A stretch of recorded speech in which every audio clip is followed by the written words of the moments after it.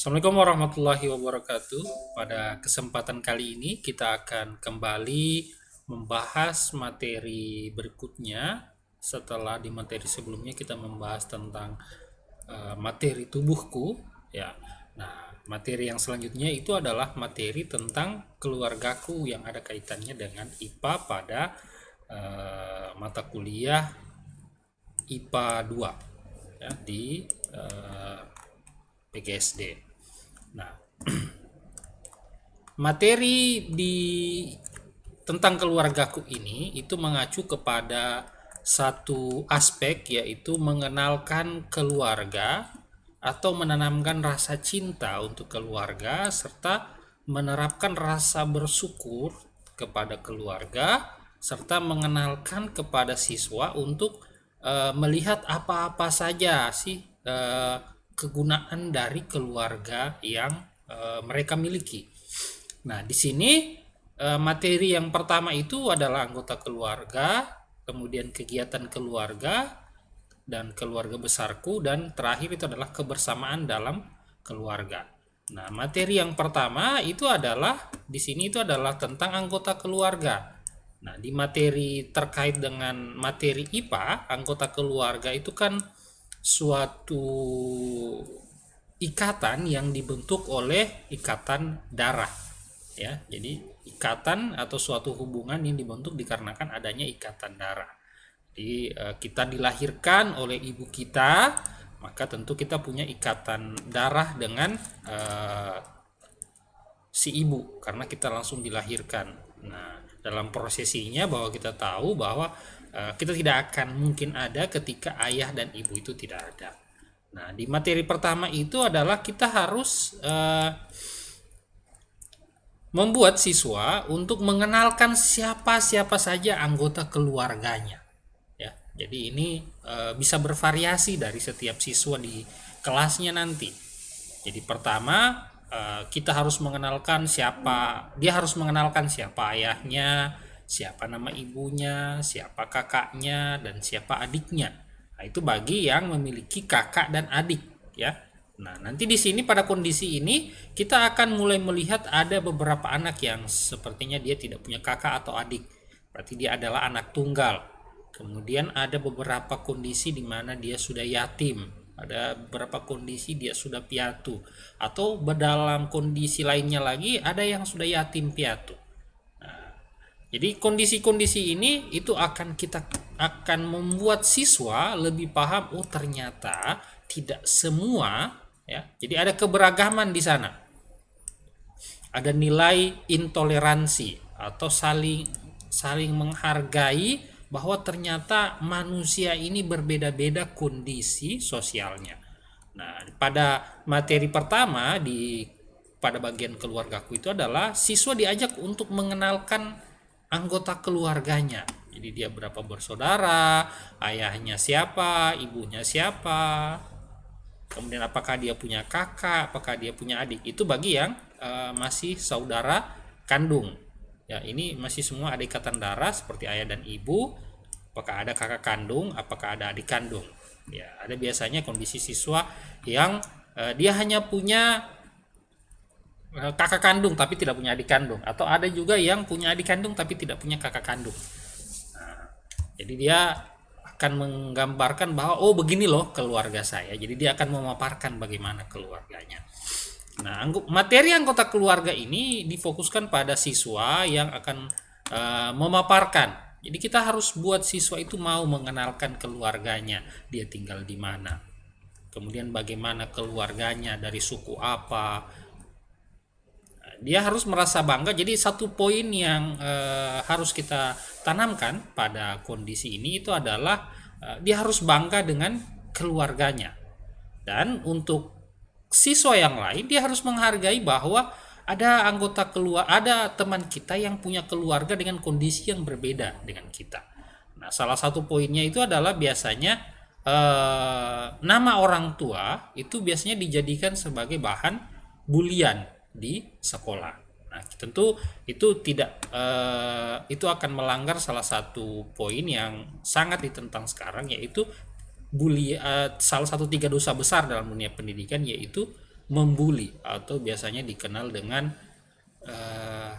apa ya, saya lupa bahasanya itu, yang biasa dikenal kalau di wilayah Buol dan Toli-Toli itu adalah bagara, ya. Jadi dia melakukan ejekan dengan menggunakan nama ayah dan ibu, dan itu seharusnya tidak menjadi poin yang mengganggu bagi siswa. Kenapa dia harus merasa risih dengan ayah dan ibunya yang diketahui namanya? Seharusnya dia berbangga diri bahwa dia punya ayah dan ibu dengan nama-nama ayah ibunya itu. Nah, kemudian kondisi selanjutnya, materi selanjutnya itu adalah, nah di sini siswa disarankan ya, atau disarankan dia mengenalkan anggota, setelah mengenalkan anggota keluarganya, dia harus melakukan kegiatan mengenalkan apa saja yang dilakukan oleh keluarganya. Jadi contoh si ayah, nah, berarti kalau dia kegiatan keluarga berarti ini kegiatan rutin yang biasa dilakukan oleh si ayah, ya. Ayahnya itu pekerjaannya apa, jadi kegiatan keluarga ya. Ibunya pekerjaannya apa, kayak biasanya tiap hari seperti apa. Nah, bagaimana kegiatan-kegiatan keluarganya? Tentu yang bersifat positif ya, seperti halnya pekerjaannya, kemudian pekerjaan ayahnya apa, berangkatnya jam berapa, kemudian ibunya melakukan apa. Nah, jadi di sini mereka bukan hanya di apa ya istilahnya,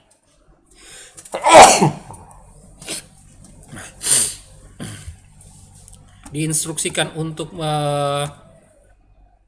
mengenalkan keluarganya, tapi juga diinstruksikan untuk membagikan apakah kegiatan-kegiatan keluarganya, ya. Kakaknya sudah kelas berapa, dia sudah sekolah di sekolah apa, apakah sekolah SMA, kuliah kah, atau sekolah SMP. Jadi di materi kelas 1 ini tentang keluarga, jadi siswa dituntut untuk berani maju di depan, ya. Jadi berani untuk berbicara dan mengenalkan keluarganya serta apa yang biasa dilakukan oleh keluarganya. Nah, karena di sini ada yang namanya anggota keluarga. Jadi ini adalah poin-poin penting yang bisa dilakukan oleh kalian sebagai calon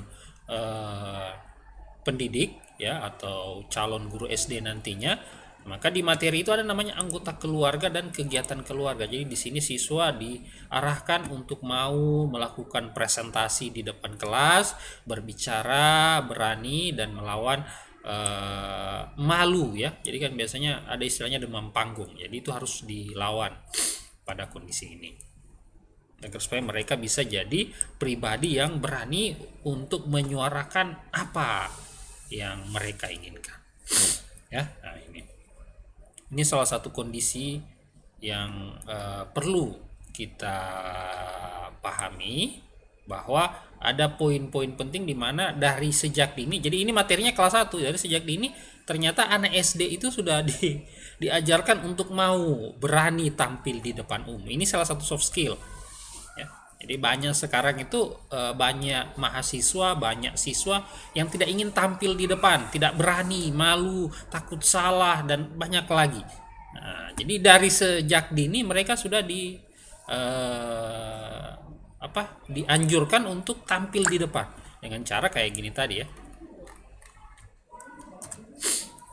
Dengan cara seperti dengan yang lebih mudah dulu, yaitu mengenalkan anggota keluarganya, kemudian melihat apa-apa saja, memaparkan apa-apa saja kegiatan dari keluarganya. Nah, tentu di sana harus ada aplaus yang sangat luar biasa dari tanggapan dari si pengajar dan juga peserta didik lainnya.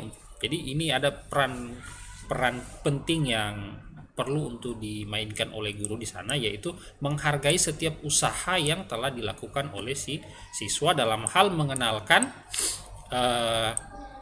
siapa anggota keluarganya dan memaparkan apa-apa saja kegiatan keluarganya ya. Jadi ayahnya itu pekerjaannya apa, biasanya pergi jam berapa, pulangnya gimana, kemudian di akhir minggu itu apakah mereka sering melakukan rekreasi.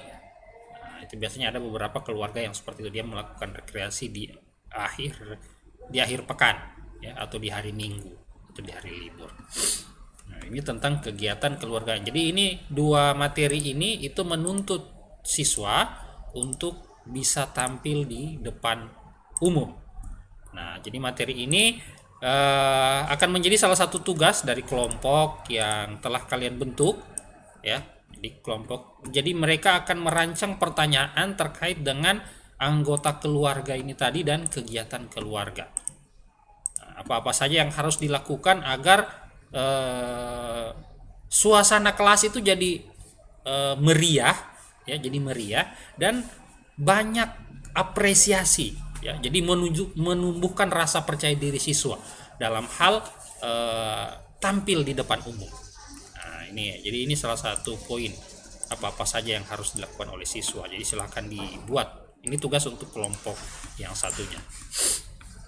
Nah, kelompok berikutnya, nah, itu akan memaparkan tentang keluarga besarku. Nah, keluarga besar ini adalah keluarga yang terdiri dari kakek, nenek, bahkan paman. Nih, keluarga besarku. Jadi kakek, nenek, kemudian lahirlah dari kakek nenek itu lahirlah ayah. Jadi dikarenakan pernikahan, jadi kakek dan nenek menikah, akhirnya lahirlah ayah. Kemudian ayah punya saudara yang biasa, saudara laki-laki yang biasa akan dipanggil dengan paman, ya, atau istilahnya kita itu om. Nah, kemudian ada bibi. Nah, ini bibi atau biasa kita panggil dengan tante kalau kita di Sulawesi Tengah. Nah, yang berikutnya itu dari ayah, ya, dari ayah. Kemudian dari ibu juga ada kakek dan nenek. Nah, kakek dan nenek itu menikah, kemudian lahirlah ibu, ya, lahirlah ibu. Jadi ada hubungan darah antara ibu dan juga kakek dan nenek. Ini adalah jalur garis darah, saudara, ya. Kemudian dari ibu ada saudara laki-lakinya si ibu dipanggil paman juga atau om. Jadi sama, ya, kasusnya dengan ayah dan ibu tadi. Jadi ada saudara laki-laki atau ada saudara perempuan. Tapi tidak semua kondisi bahwa ada di antara ayah dan ibu punya saudara laki-laki. Ya, jadi biasanya hanya saudara perempuan semua, jadi tante semua. Atau biasanya ibu dia tidak punya saudara perempuan. Ya, jadi semua saudaranya itu adalah laki-laki semua. Jadi biasa dipanggil dengan om semua. Jadi dia punya saudara itu om-om semua. Jadi ini om. Jadi ada berapa mungkin, ya. Jadi dari kakek nenek yang berasal dari ibu itu mungkin dia punya 4 anak. Nah, ibu kita salah satunya adalah yang paling, dia anak tunggal untuk bukan masuk anak tunggal. Dia satu-satunya anak perempuan, ya. Nah, dia satu-satunya anak perempuan. Kemudian dia menikah dengan ayah kita, yang dimana di keluarga ayah itu dari kakek dan nenek dari ayah itu semua anaknya adalah laki-laki semua. Nah, jadi dominan laki-laki. Jadi hanya ibu yang perempuan. Jadi di sini ibu semua saudaranya laki-laki, ayah saudaranya laki-laki juga. Jadi semua punya panggilan sendiri-sendiri. Jadi menghargai kondisi. Jadi di sini kita juga memaparkan tentang kondisi, di mana bahwa ternyata ada orang-orang yang harus kita hormati terkait dengan ayah dan ibu kita. Jadi ini adalah keluarga besar. Nah, kemudian ayah dan ibu itu kemudian dipertemukan, ya, kita bahasakan dia dipertemukan, kemudian menikah, ya. Jadi saya contohkan di sini ibu dan ayah menikah, kemudian lahirlah Takim dan Siti. Nah, ini adalah kondisi di mana kita untuk mengenalkan bahwa bagaimana sih memahami keluarga besar yang ada yang ada pada kondisi di setiap siswa. Ya, jadi ini adalah kondisi di mana kita akan mengenalkan siswa tentang bagaimana kondisi-kondisi yang ada di keluarganya. Jadi apakah siapa kakeknya. Jadi ini, dan apabila paman, ya, menikah kemudian punya anak, maka itu disebut dengan sepupu. Ya, sepupu kita biasanya panggil. Nah, ini sebutan sepupu ini bervariasi di tiap daerah. Ya, ada kita pung papa pung ade pung ana, itu kalau wilayah timur, ya, wilayah Papua atau wilayah Ambon. Nah, itu sebutannya kalau sebutannya di kita itu adalah sepupu. Untuk wilayah Sulawesi Tengah itu sebutannya adalah sepupu. Nah, ibu dan ayah menikah, kemudian lahirlah dua anaknya yaitu Takim dan Siti. Jadi ini contohnya. Jadi ini bisa diganti dengan contoh lainnya siapa? Siapa yang akan dijadikan contoh. Jadi saya ini menggunakan contoh eh, yang ada di keluarga saya. Jadi ibu saya dan ayah saya menikah, kemudian lahirlah saya dan saya punya adik namanya Siti. Dan sebutan untuk anak dari paman dan bibi saya atau saudara kandung dari ayah saya atau saudara kandung dari ibu saya itu panggilannya adalah sepupu. Nah, ini untuk kondisi-kondisi yang ada di keluarga besar. Jadi kita mengenalkan keluarga besar kepada siswa bahwa yang mana saja itu yang dikatakan dengan keluarga besar. Jadi keluarga besar itu adalah yang dihitung dari kakek dan nenek. Nah, ini hitungannya masih kecil sekali ya, masih dari kakek dan nenek yang berasal dari ayah dan ibu, tapi dari garis keturunan sedarah. Ya, jadi ini istilahnya sedarah. Kakek dan nenek menikah, kemudian lahirlah ayah. Kemudian kakek dan nenek menikah, kemudian lahirlah ibu. Nah, ini garis sedarah namanya.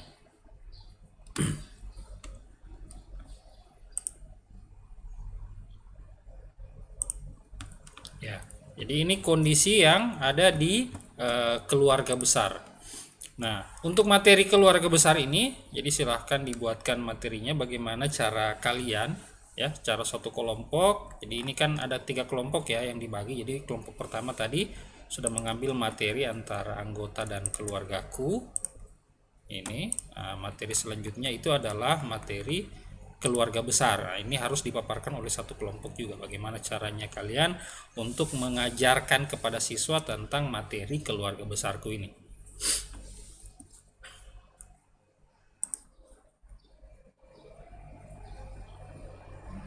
Ya, nah selanjutnya itu adalah materi tentang, jadi ini adalah tugas satu kelompok ya.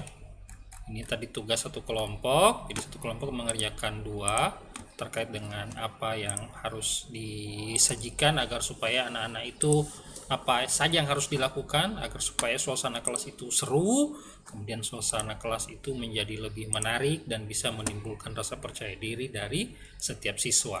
Nah, selanjutnya itu adalah materi dari keluarga besarku. Jadi apa-apa saja yang harus dikenalkan pada si siswa terkait dengan keluarga besarnya yang terdiri dari kakek, nenek, paman, bibi, sepupu, ibu, ayah, kakak, adik. Nah, yang materi selanjutnya itu adalah tentang kebersamaan. Alhamdulillah. Maaf. Materi selanjutnya itu adalah kebersamaan dalam keluarga. Nah, materi kebersamaan dalam keluarga ini kita perlu untuk mengajarkan siswa bahwa ternyata dalam keluarga itu kita harus merasa bersyukur bahwa kita punya keluarga. Ya, dengan adanya keluarga kita bisa bersama-sama ya. Salah satu poin utamanya. Ya, jadi salah satu poin yang perlu menjadi acuan ya, jadi tentang poin bahwa materi kebersamaan dalam keluarga ini memiliki keterkaitan dengan keluarga besar. Nah, poin utamanya itu adalah tentang kepedulian antar keluarga. Nah, poin itu bisa berupa kita bisa bersama-sama ya.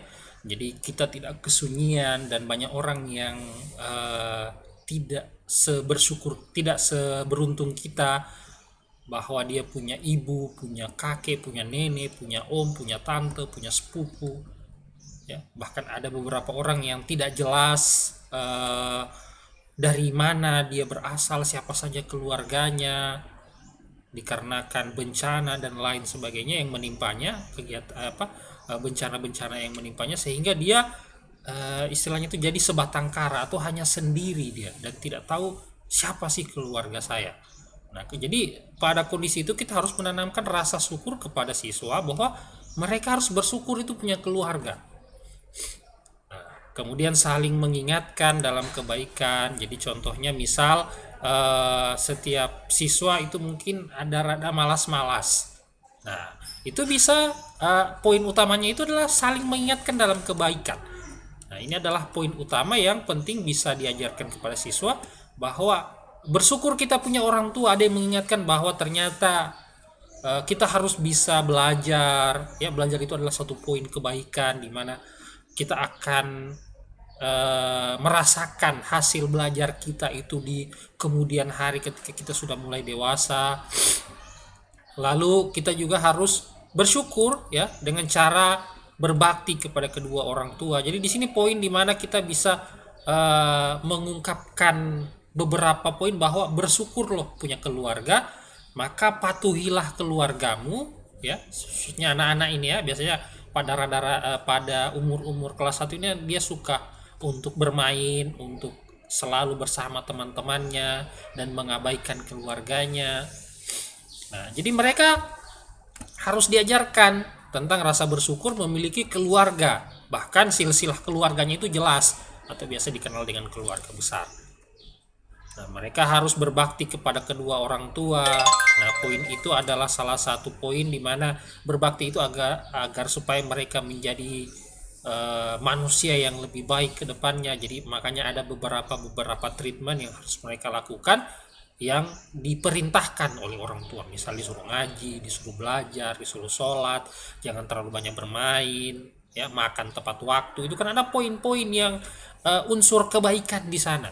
Nah, bagaimana dengan mereka yang tidak punya orang tua? Maka tentu mereka tidak akan ada yang merawat mereka. Salah satunya ya, ibu dan bapak itu merawat kita dengan sangat luar biasa sehingga kita bisa tumbuh sampai sekarang ini. Itu salah satu contoh kita bisa bawakan bahwa ibu atau bapak ini yang sedang berada di depan kalian tidak bisa berdiri di depan kalian menjadi seorang guru kalau tidak ada peran orang tua yang menjaga kami dulu. Jadi kita harus bersyukur, berbakti kepada kedua orang tua.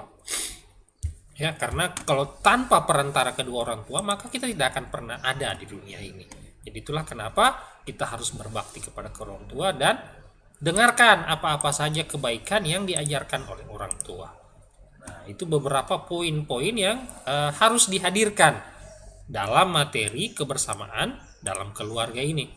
Ya, jadi ada poin-poin berasa bersyukur, rasa kebersamaan, saling tolong menolong, saling mengingatkan dalam kebaikan. Nah, karena ada beberapa orang yang bukan saling mengingatkan kepada kebaikan, tapi mereka saling ajak, ayo kita pergi ambil jambunya si Citra ya, jambunya itu manis, kita curi. Nah, itu kan mengingatkan dalam keburukan. Nah, itu bisa jadi dalam keluarga itu bisa ditepis dengan saling mengingatkan dalam kebaikan ya. Nah, jadi ini saja yang bisa saya sampaikan. Semoga poin-poin apa yang saya sampaikan ini bisa dipahami. Jadi ada 3 tugas ya yang saya berikan pada kesempatan kali ini tentang materi keluarga. Pertama, bagaimana menyajikan materi anggota keluarga dan kegiatan keluargaku.